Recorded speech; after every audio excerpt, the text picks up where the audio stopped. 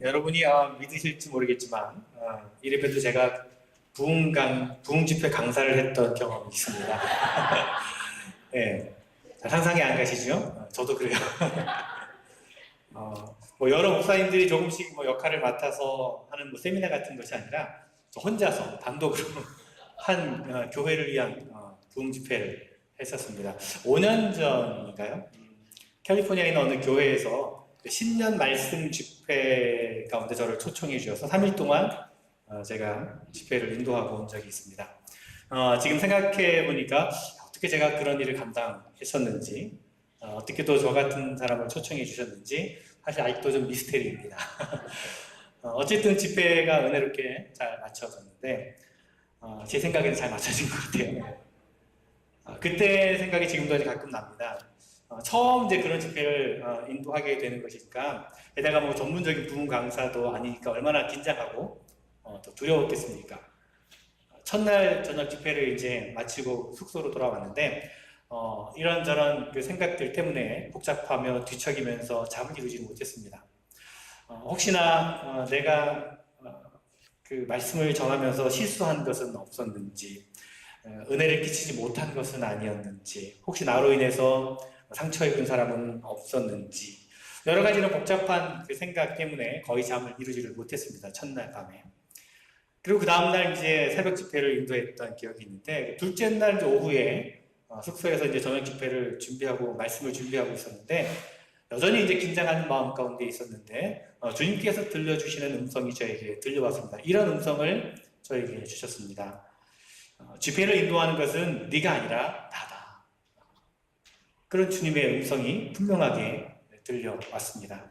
그 순간에 모든 긴장이 녹아지게 되었습니다. 그렇습니다. 제가 긴장하고 제가 목소리를 높이고 뭐 기를 쓴다고 해서 은혜가 쏟아지는 것이 아니었습니다. 성령께서 하셔야 되는 것이었습니다. 저는 그저 담담하게 그리고 겸손하게 저에게 주어진 것을 최선을 다하면 되는 것이었습니다. 그 음성을 듣고 긴장이 풀리고 마음이 평안해질 수가 있었습니다. 그리고 그날 저녁엔 아주 단잠을 잘 수가 있었습니다. 오늘 제가 잠자는 문제로 이야기를 시작하는 이유는 오늘 우리가 읽은 말씀 시편 4편에 다윗이 지금 그 문제를 언급하고 있기 때문입니다. 이 짧은 시편에서 다윗은 잠자는 것에 대해 두 번 언급을 합니다. 4절에 첫 번째 언급이 나옵니다. 우리가 읽은 번역에는 그렇게 되어 있지 않지만요. 다른 번역에 보면 이렇게 되어 있습니다. 너희는 분노하여도 죄짓지 말아라. 잠자리에 누워 마음 깊이 반성하면서 눈물을 흘려라. 그렇게 되어 있습니다. 여기서 너희라고 하는 표현을 했는데 그 너희 안에는 다윗 자신도 포함되어 있습니다. 다윗이 다른 사람들에게 말하는 것 같지만 사실은 그 자신에게 지금 이 말을 하고 있는 겁니다. 다윗은 지금 그의 감정에 굉장히 화가 난 상태에 있었습니다. 믿음이 깊어진다라고 하는 말은 감정이 굳어진다는 뜻이 아닙니다, 여러분. 오히려 감정이 정화되고 더 예민해지는 경향이 있습니다. 믿음이 깊은 사람은 분노하는 것이 어쩌면 자연스러운 일일지도 모릅니다. 개인적으로 억울한 일을 당할 때도 그렇고 다른 사람에게 불의한 모습을 보았을 때도 그렇습니다. 감정적으로 분노하기 마련입니다. 다윗을 분노하게 했던 것은 개인적인 문제였습니다. 2절에서 언급한 인생들과 관계가 있는 것 같은데요. 마음이 교만하여 하나님을 무시하고 또 헛된 일을 좋아하고 거짓 신을 섬기는 사람들 때문에 손해를 보았거나 혹은 모욕을 당했거나 혹은 어떤 폭력을 당한 것 같습니다. 그것이 너무나도 심해서 막다른 길목에 다다른 것처럼 그렇게 느껴집니다. 그 억울한 고난을 당하여 다윗은 지금 분노하고 있는 겁니다. 자, 이런 상황 가운데 분노를 잘못 다루게 되면 죄를 짓게 됩니다.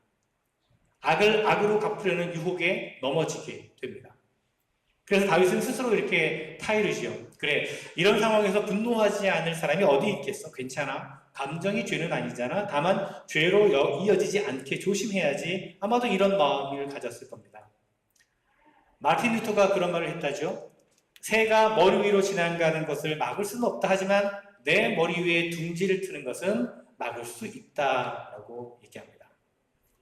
다윗은 지금 그렇게 자신을 타이르고 있는 겁니다. 분노를 마음에 품고 키워서 죄로 자라게 하지 말라고 스스로에게 지금 말하고 있는 겁니다. 여러분, 분노는 불면증을 유발하는 가장 큰 원인이 됩니다. 분노하여도라고 하는 번역된 말을 영어 성경에서는 주로 disturbed라는 단어를 쓰고 있습니다. 우리말로 하면 심란하여도라고 표현할 수 있겠죠. 잠을 이루는 데 있어서 마음의 평안이 제일 중요한데, 분노라고 하는 것은 마음을 사정없이 흔들어 버립니다. 흐트러 버립니다. 그래서 잠을 이룰 수가 없게 되는 것입니다. 다윗의 인생을 생각해 보면요, 이 분노 때문에 잠 못 이루는 밤이 수없이 많았을 것임을 알 수가 있습니다. 그런 경험을 통해서 다윗은 분노를 다스리는 그런 비법을 터득했을 것입니다. 분노를 품고 밤새 뒤척이기보다는 원수 갚는 것을 하나님께 맡겨드리고 자신은 오직 자신을 돌아보고 반성하며 회개하는 것에만 마음을 쏟았습니다. 다윗은 8절에서 또 한 번 잠자리에 대한 언급을 하고 있는데요. 내가 편히 눕거나 잠드는 것도 주님께서 나를 평안히 쉬게 하여 주시기 때문입니다. 라고 말합니다. 주님께서 나를 평안히 쉬게 하여 주신다 라고 하는, 주님께서 나를 안전하게 해주신다라는 말로 번역해도 옳습니다. 다윗은 진정한 안전지대가 어디인가를 분명히 알고 있었다는 것입니다. 그는 사울왕을 피해서 깊은 동굴에 피해 보기도 했고요. 장군이 되어서 수많은 병사들의 호의를 받으면서 지내기도 했었습니다. 난공불락의 성 안에 피해 보기도 했었고요. 화려한 왕궁에서 안전을 지키기도 했었습니다. 그 모든 안전지대를 경험한 후에 다윗이 고백을 합니다. 진정한 안전지대는 하나님의 돌보심 가운데 머무르는 것이라는 것을 깨닫게 됩니다.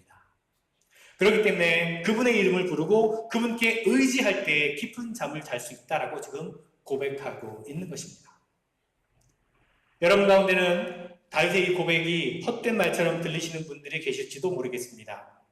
하나님이 온 우주 만물을 창조하시고 다스리신다는 사실은 인정하지만 자신의 삶에는 너무도 먼 분처럼 그렇게 보이는 분들이 계실 것입니다. 부활하신 주님께서 우리 가운데 역사하시고 계시다는 것을 믿고 있지만 하루하루의 삶은 마치 나 혼자 이길 수 없는 싸움을 하고 있는 것 같이 느껴지는 분들이 계실지도 모르겠습니다. 그런 상황에 처하게 되면 뭔가 더 확실하고 또 강력한 어떤 수단이 있었으면 좋겠다는 생각이 들기도 할 것입니다. 그러나 그런 마음을 따라 가다 보면 결국 헛된 일을 좋아하게 되어 거짓 신을 섬기게 되는 것입니다. 그런 것들이 금세 문제를 해결해주고 안전한 삶을 보장해 줄 것처럼 보이지만 사실은 우리의 삶을 회복할 수 없을 정도로 망가뜨리는 경우가 너무나 많이 있습니다. 그 사실을 너무 늦게 깨닫고 후회하게 될 때가 있습니다. 그와 같은 어려움을 겪고 나서야 비로소 인정을 하게 되죠. 진정한 안전지대는 하나님이시라고 하는 것을, 진정한 쉼은, 참된 안식은 마음과 영혼의 쉼에서 시작되고 마음과 영혼의 쉼은 오직 하나님의 그늘 아래 피할 때에만 가능하다는 것을 비로소 인정하게 됩니다. 이렇듯 진실로 하나님은 살아계시고 전능하시며 나의 숨겨진 걱정과 근심까지도 알고 계시고 모든 것을 아름답게 만드시는 분이라고 하는 사실을 믿을 때 하나님께 모든 짐을 맡겨드리고 편안하게 잠자리에 들 수가 있게 되는 것입니다. 우리말 성경 번역으로 보면 다윗은 시편 4편에서 잠자리에 대해서 이제 2번 언급을 하는데요. 하지만 영어 번역본 가운데 하나인 NRSV라는 번역에 보면요, 이 잠자리에 대한 언급이 한 번 더 나옵니다. NRSV는 1절에 이렇게 번역을 해놓고 있습니다. 오, 내 의가 되시는 하나님, 내가 부를 때 응답하소서. 내가 어려움에 빠졌을 때 주님은 내가 피할 방을 마련해 주셨습니다. 하오니 제게 은혜를 베푸소서. 저의 기도를 들어주소서. 내가 피할 방을 마련해 주십니다. 혹은 나에게 숨쉴 여지를 만들어 주십니다. 라고 해석을 하기도 합니다. 이 말씀을, 이 구절을 묵상하는 가운데 저의 경험이 떠올랐습니다. 제가 어렸을 적에 살던 그 집에는요, 다락방이 하나 있었어요. 조그만 다락방이 하나 있었습니다. 창고처럼 사용되는 공간이었지만 작고 아늑한 곳이었습니다. 제가 결혼하기 전까지 그 집에서 살았는데 그 다락방은 저에게 있어서는 저만의 시간을 보낼 수 있는 공간이었습니다. 때때로 힘든 일이 있을 때, 가족들에게 힘든 모습을 보이고 싶지 않을 때, 혼자라고 느껴질 때 저는 다락방에 올라가곤 했습니다. 저 나름대로 쉴 수 있는 공간을 만들어 놓았습니다. 뭐 음악을 듣기도 하고 책을 읽기도 하고 그렇게 누구의 방해도 받지 않고 쉬다 보면 그곳에서 편하게 잠이 들게 될 때도 있었습니다. 가끔 힘이 들 때면 그 다락방이 생각이 납니다. 그 다락방은 답답하고 힘든 현실의 어려움 가운데 잠시 피할 수 있는 그런 방이었습니다. 여러분, 우리가 살아가고 있는 현실은 때로 감당할 수 없이 우리를 힘들게 하고 우리를 답답하게 만들 때가 있습니다. 전에 예전에 한국에 있는 어떤 분이 소개한 책 가운데 제목이 현시창이라고 하는 책 제목이 있어요. 혹시 읽어보신 분이 계신지 모르겠는데 한국 사회의 청년들이 겪고 있는 여러 가지 절망적인 현실에 대한 것을 다룬 책인데 이 현시창이라고 하는 책 제목은 젊은이들이 사용하는 줄임말이나 줄임말. 원래 그 말은 현실은 시궁창이란 말이에요. 현실은 시궁창. 좀 과격한 표현이 있어요. 현시창. 매일매일 대면해야 되는 자신의 현실이 시궁창이라고 한다면 얼마나 절망적인 상황이었을까요? 그런 것을 표현한 단어입니다. 여러분 어떠십니까? 혹시 여러분의 삶의 현실을 시궁창처럼 느껴보신 적이 있으십니까? 혹은 전쟁터와 같이, 혹은 황량한 사막과 같이 느끼시는 분들이 계실지도 모르겠습니다. 혹은 밤새 뒤척이며 잠을 이루지 못하는 날을 보내고 계신 분들도 계실지 모르겠습니다. 이런 현실 가운데서 온전하게 살아가기 위해서는 우리가 피할 방이 필요합니다. 어딘가에 숨통이 뚫려야 됩니다. 다윗은 자신의 삶 가운데서 때로는 전쟁터 같고 때로는 시궁창 같고 때로는 날밤을 새운 것 같은 현실을 경험해 오면서 자신이 숨통을 트이게 할 곳, 쉬게 할 곳을 그가 찾았습니다. 이곳저곳을 먼저 찾았을 겁니다. 때로는 화려한 궁궐 가운데 찾아보기도 했을 것이고 때로는 유흥가에서 찾아보기도 했을 것입니다. 하지만 그가 결국 얻은 해답은 하나님이었다는 것입니다. 전능하신 분의 그늘에 피하는 것이었습니다. 다윗은 시편 91편 1절에서 이렇게 고백합니다. 가장 높으신 분의 보호를 받으면서 사는 너는 전능하신 분의 그늘 아래 머무를 것이다. 하나님은 하나님을 의지하고 믿는 사람들에게 마음과 영혼을 짓누르는 그 현실을 피하여 잠시 숨을 돌릴 수 있는 방을 마련해 주십니다. 그 방에 잠시 머물러서 숨을 돌리고 나면 다시 때로는 시궁창 같고 때로는 전쟁터와 같고 때로는 잠 못 드는 밤과 같은 현실로 돌아갈 수 있는 힘을 얻게 된다는 것입니다. 그리고 그 힘으로 시궁창을 깨끗한 연못으로 정화시키고 전쟁터를 놀이터로 만들 수 있는 힘을 얻게 되는 것이죠. 하나님께서 우리에게 원하시는 것은 그분이 마련해 두신 그 방에 언제까지나 머무르라는 것이 아닙니다. 그 방에서 힘을 얻고 원래 머물던 삶의 자리 가운데 돌아와서 때로는 지치게 만들고 때로는 절망적인 그 현실을 대면하라는 것입니다. 그 현실 앞에 서라는 것입니다. 그리고 현실을 변화시키라는 것입니다. 그 방은 하나님께서 마련해 주신 것이지만 또한 우리가 가꾸어 가야 될 방이기도 합니다. 그냥 방치해 두게 되면 먼지가 쌓이고 곰팡이가 피어서 잠시도 머무를 수 없는 곳이 되어버립니다. 그래서 늘 잘 가꾸어 두어야 합니다. 다윗은 오늘 시편에서 그 방을 가꾸는 비결에 대해서 우리에게 알려주고 있습니다. 두 가지를 하라고 권면하고 있습니다. 올바른 제사를 드리고 주님을 의지하라고 말합니다. 올바른 제사는 하나님께 드리는 예배를 말하는 것이고 주님을 의지하는 삶은 매일매일 삶 가운데 하나님을 의지하라는 것을 말합니다. 올바른 제사를 드려야만 하나님을 의지할 수 있는 믿음이 생깁니다. 또한 매일 하나님을 의지하고 살아가는 사람만이 또한 하나님을 참되게 예배할 수가 있습니다. 여러분, 하나님을 믿는다는 말과 하나님을 의지한다는 말이 같아 보이지만 조금 뉘앙스의 차이가 있습니다. 어느 장모님의 장례식에서 무신론자로 살았던 그 아드님이 자신에게 일어난 그 변화에 대해 설명을 하면서 Now I'm a believer라고 그렇게 고백을 합니다. 굉장히 공개적으로 그 자리에서 신앙을 고백한 거죠. 기적과 같은 일이 일어난 것입니다. 그런데 그분이 진정한 신앙인이 되기 위해서는 또 한 번의 기적이 일어나야 되는 것입니다. 하나님의 존재를 인정하는 것에서 한 걸음 더 나아가서 매일매일 하나님을 의지하고 살아가는 기적이 일어나야 되는 것입니다. 어찌 보면 첫 번째 기적보다 더 어려운 기적일지 모릅니다. 다윗은 하나님을 믿을 뿐만 아니라 또한 하나님을 의지하기도 했습니다. 그 이유를 3절에서 이렇게 밝히고 있습니다. 주님께서는 주님께 헌신하는 사람을 각별히 돌보심을 기억하여라. 주님께서는 내가 부르짖을 때 들어주신다 라고 고백합니다. 지금 이 시편을 쓸 때 다윗은 모든 면에서 모든 상황 가운데 어려운 상황에 있었습니다. 그럼에도 불구하고 그는 하나님의 각별하신 돌보심을 믿었습니다. 왜 그랬습니까? 7절에 그 이유가 나와 있습니다. 주님께서 내 마음에 안겨주신 기쁨은 햇 곡식과 새 포도주가 풍성할 때 누리는 기쁨보다 더 큽니다 라고 고백합니다. 당시 이스라엘 사람들에게 있어서 가장 행복한 것은 햇 곡식과 새 포도주를 풍성하게 수확했을 때입니다. 그러나 이런 기쁨과도 비교할 수 없는 기쁨이 바로 주님께서 주시는 기쁨이라고 다윗은 고백하고 있습니다. 이것을 오늘날의 어떤 표현으로, 오늘날의 비유로 바꾸면 어떻게 될까요? 아마도 주님께서 내 마음에 안겨주신 기쁨은 투자한 주식이 상종가를 치고 자식이 좋은 대학에 들어가고 고급 주택을 마련했을 때 누리는 그 기쁨보다 더 큽니다 라고 그렇게 말할 수 있을 것입니다. 이런 믿음이 있어야만 하나님을 진실로 의지할 수가 있습니다. 하나님보다 더 확실하고 더 좋은 것이 있다라고 생각하는 순간 우리는 하나님에게 소홀해지게 됩니다.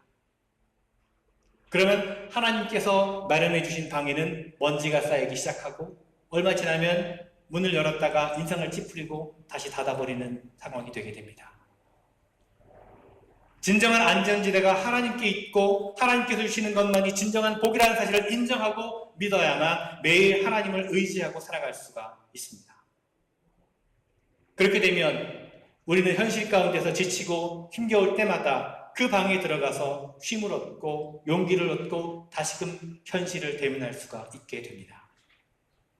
바로 그것이 다윗이 하나님을 의지하고 살아가면서 경험한 영적인 진실이었습니다. 그가 목동으로 살아갈 때나 혹은 그가 군인으로 있을 때 혹은 이스라엘의 왕이 된 이후에도 다윗의 일상은 온갖 근심과 걱정과 염려거리로 가득했습니다. 현실은 언제나 그의 숨통을 조여왔습니다. 그런 상황에서 그는 하나님 안에서 숨통을 찾았던 것입니다. 그분의 이름을 부르고 그분에게 도움을 호소할 때마다 하나님은 다윗을 준비하신 방으로 불러주셔서 그를 만나주시고 그에게 쉼을 허락해 주셨습니다.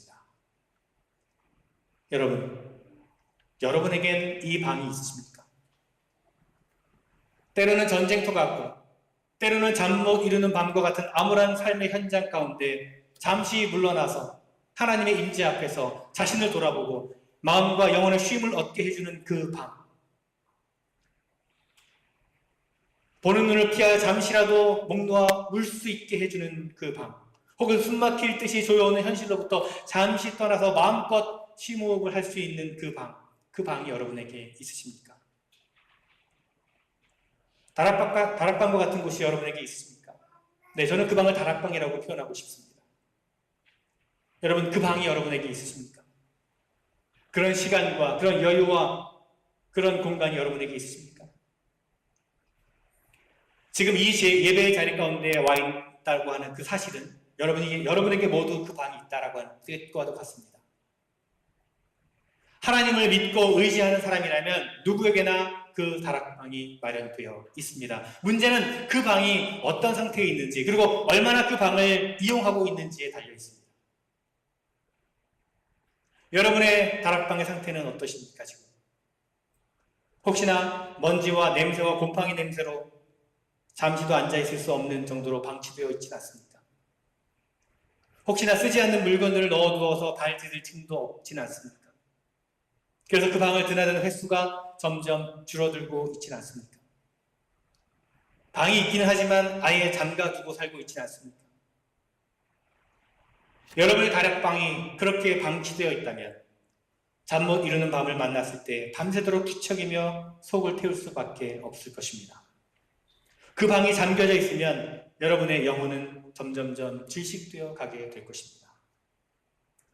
전쟁터와 사막과 같은 암울한 현실을 이겨내고 변화시킬 능력을 얻을 수 없게 될 것입니다.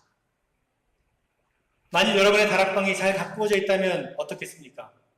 그러면 잠 못 이루는 밤에 힘겨워 울고 싶을 때만이 아니라 평소에도 자주 그 방을 찾게 될 것입니다. 그 방에서 잠시 쉴 때마다 흐려졌던 시야가 밝아지게 되고 흐트러졌던 마음이 추스러지게 되고 연약했던 믿음이 새 힘을 얻게 되고 잊혀졌던 소망을 다시 찾을 수 있게 될 것입니다.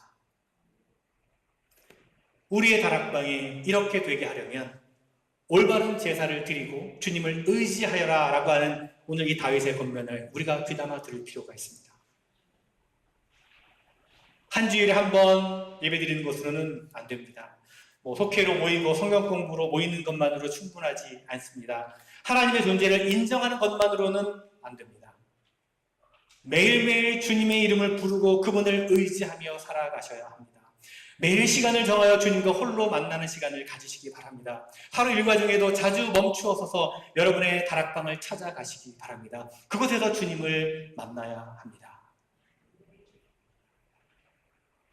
지금은 별로 이제 그런 일이 없는데요. 제가 전에 섬기던 교회에서는 복잡한 일들이 좀 많이 있었어요. 그래서 힘든 일이 좀 많이 있었는데, 그러면 가끔 이제 사무실에서 나와서 텅 빈 넓은 예배당에 들어가서 혼자 잠시 머물러 있곤 했습니다. 조용히 눈을 감고 이제 있다 보면 제가 주인이 되었던 세상이 뒤집어져서 하나님이 주인이 되심을 경험하게 됩니다. 제가 아니면 안 되는 것처럼 보였던 그 세상이 뒤집어져서 제가 아니어도 되는 세상으로 변하게 됨을 경험하곤 했습니다. 그렇게 뒤집어지는 경험을 하고 나면 저는 겸손해지고 평안을 얻고 담대함을 얻게 됩니다. 때로는 잠시 그렇게 머물고 있다 보면 잠깐 동안의 꿈 같은 잠을 자기도 할 때가 있었습니다. 그런 경험들을 하곤 했습니다. 여러분, 오늘날 우리가 살아가는 시대, 우리가 처한 현실은 끊임없이 우리를 몰아갑니다. 다른 사람에게 뒤처지지 않으려면 더 열심히 달려가라고, 더 많은 일을 하라고, 더 많은 것을 잡으라고, 더 높아지기 위해 힘쓰라고, 그러면 달라질 것이라고, 그러면 살 수 있을 것이라고, 그러면 여유가 생길 것이라고, 그러면 행복을 얻을 것이라고 끊임없이 우리를 다그치고 끊임없이 우리를 몰아갑니다. 그러나 우리가 여기에 속아서는 안 됩니다. 그런데 속아서는 사람들이 많이 있습니다. 특히 젊은 사람들 가운데는 그런 경우가 많습니다. 그로 인해서 몸과 마음에 질병이 생기고 사랑하는 사람들과의 관계가 깨어지게 되고 현실은 점점 고통스러워져 갈 때가 있습니다. 그 현실 가운데 피해보고 싶어서 어떤 사람들은 술에, 어떤 사람들은 쾌락에, 또 어떤 사람들은 취미생활에 희망을 찾습니다. 하지만 그 모든 것의 증상을 더 심하게 만들 뿐입니다. 그래서 결국 하지 말아야 될 선택까지 하게 되기도 합니다.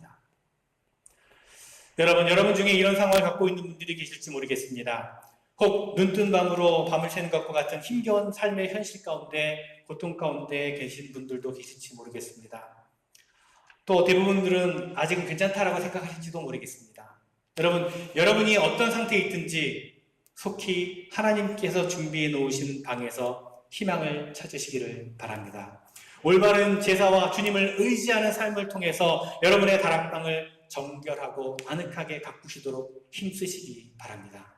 언제라도 그 방에 들어가서 마음과 영혼에 쌓인 것들을 다 쏟아놓고 평안함과 용기를 얻으시기를 바랍니다. 그것이 여러분의 삶의 가장 중요한 습관이 되게 하시기를 바랍니다.